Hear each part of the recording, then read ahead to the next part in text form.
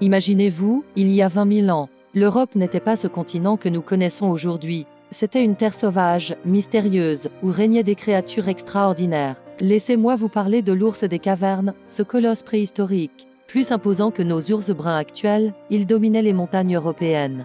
Ses ossements, découverts dans les grottes, racontent l'histoire d'un géant disparu. Et que dire de l'auroch? Cet ancêtre majestueux de nos bœufs domestiques arpentait fièrement nos forêts jusqu'au XVIIe siècle. Un titan herbivore dont la dernière représentante s'est éteinte en 1627 dans les plaines polonaises. Une date précise pour une perte irrémédiable. Mais le plus impressionnant était peut-être le mégacéro. Imaginez un cerf portant des bois de plus de 3 mètres d'envergure. Un véritable symbole de la grandeur préhistorique, disparu il y a 7000 ans face au changement du climat. L'Europe abritait aussi ses propres lions, différents de leurs cousins africains.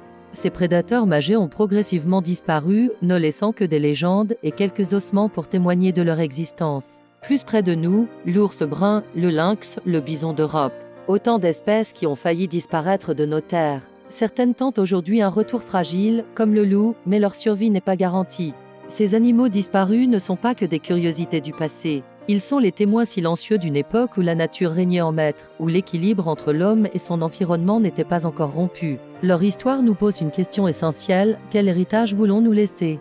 Serons-nous la génération qui assistera à de nouvelles extinctions ou celle qui protégera ce qu'il reste de notre précieux patrimoine naturel? Si cette histoire vous a fasciné, n'oubliez pas de vous abonner pour découvrir d'autres récits passionnants sur notre passé sauvage. Ensemble, faisons vivre la mémoire de ces géants disparus et préservons ceux qui restent.